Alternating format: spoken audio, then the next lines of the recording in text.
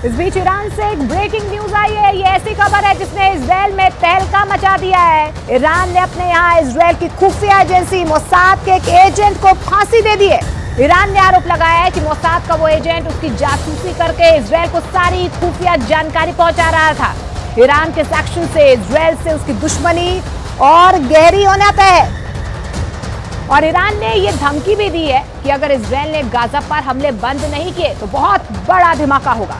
अगर ईरान ने ये धमाका कर दिया तो उसकी मचाई हुई तबाही के आगे गाजा की बर्बादी भी बौनी साबित होगी। मरने वालों की तादाद हजारों में नहीं लाखों में पहुंच सकती है। लेकिन सवाल यह है कि क्या ईरान ने परमाणु बम बना लिया है?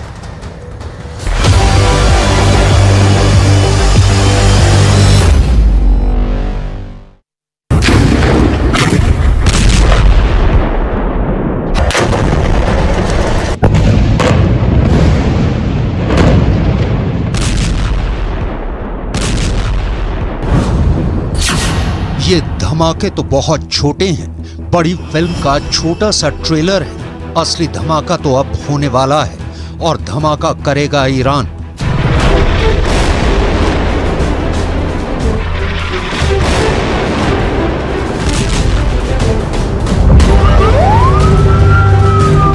ईरान ने अगर बम फोड़ा तो वो दुनिया का आखिरी बम धमाका भी साबित हो सकता है, क्योंकि वो ऐसा ब्लास्ट होगा जो पूरी दुनिया की चीथड़े उड़ा देगा। ऐसा ब्लास्ट जिससे बचना नामुमकिन होगा।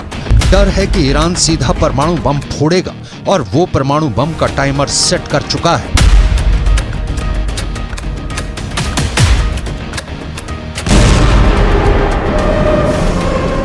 ईरान गुस्से में है, बहुत गुस्से में है। गुस्से में उसने अपने दोस्त चीन से फोन पर बात की और साफ साफ कह दिया है कि इजराइल ने गाजा में अब हद पार कर दी है। उसने ईरान के सब्र का बांध तोड़ दिया है, इसलिए अब बहुत बड़ा ब्लास्ट होगा।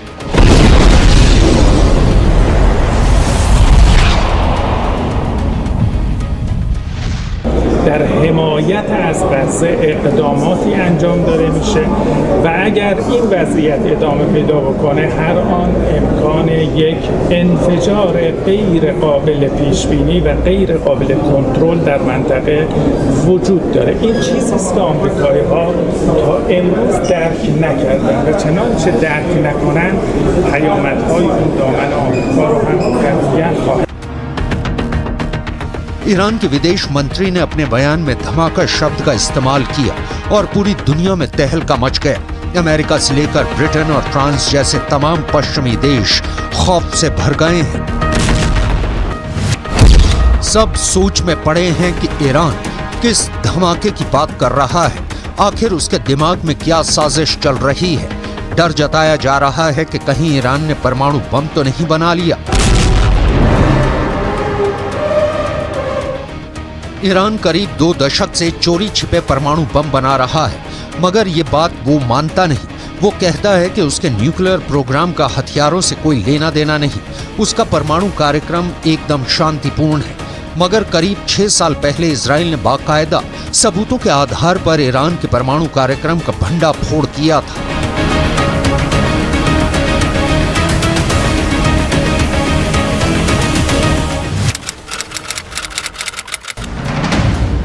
एक किताब में दावा किया गया है कि 2018 में इजराइल की खुफिया एजेंसी मोसाद के एजेंट चुपके से ईरान की राजधानी तेहरान के पास एक खुफिया ठिकाने में घुस गए थे।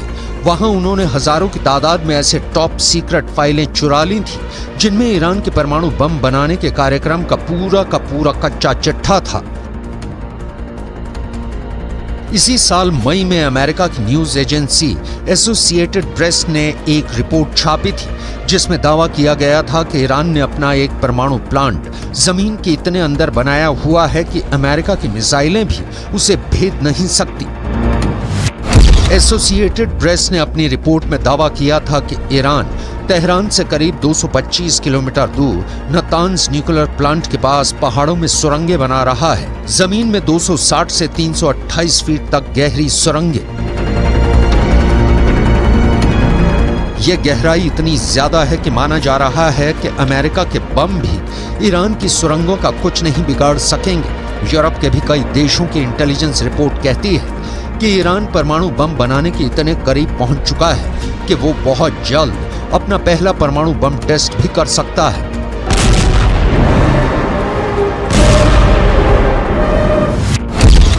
ईरान के परमाणु प्रोग्राम की जांच कर रही है संयुक्त राष्ट्र की न्यूक्लियर एजेंसी IAEA यानी इंटरनेशनल एटॉमिक एनर्जी एजेंसी का तो दावा है कि ईरान परमाणु बम बनाने के लिए इतना यूरेनियम जुटा चुका है कि महज 12 दिन में परमाणु बम बना डालेगा।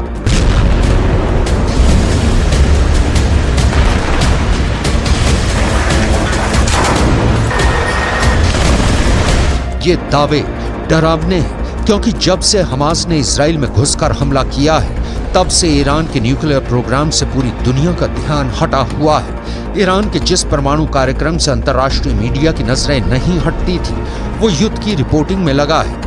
ईरान के परमाणु कार्यक्रम पर गिद्ध की तरह नजरें गड़ाए बैठे अमेरिका और इजराइल जंग में उलझे हुए हैं। रक्षा विशेषज्ञों का कहना है कि ईरान इसी बात का फायदा उठाकर चोरी छिपे धड़ल्ले से परमाणु बम बनाने में लगा है।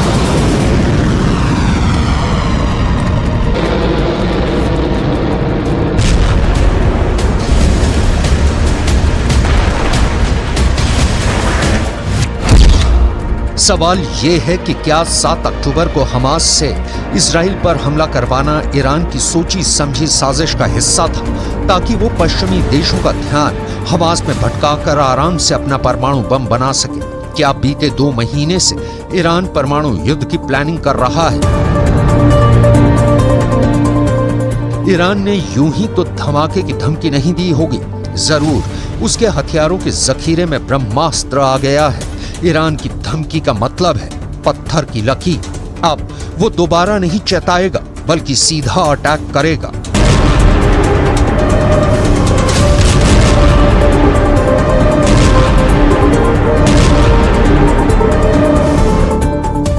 ईरान के विदेश मंत्री ने फोन पर चीन के विदेश मंत्री से यह भी कहा कि गाजा की जंग पूरे पश्चिम एशिया में फैल चुकी है। अभी तो बस लेबनान का हिजबुल्ला और यमन के हूथी विद्रोही हमास के साथ खड़े हैं। आगे चलकर कई और देश इस जंग में कूद जाएंगे। ऐसे में अगर इजराइल ने अब भी हथियार नहीं डाले तो फिर जंगों का ऐसा विस्फोट होगा जिसमें पूरा का पूरा पश्चिम एशिया तबाह हो जाएगा। फोन पर चीन के विदेश मंत्री ने ईरान के विदेश मंत्री को समझाया कि गाजा की जंग का सिर्फ एक ही समाधान है और वो ये है कि इजराइल के साथ फिलिस्तीन के लोगों को भी उनका देश दिलाया जाए। मगर ईरान इजराइल को खत्म करने की कसम खाए बैठा है। वो पहले ही दो टूक कह चुका है कि पूरे फसाद की जड़ ही इजराइल है। इसलिए जब इजराइल नक्शे से मिटेगा तभी पूरी दुनिया में शांति आएगी।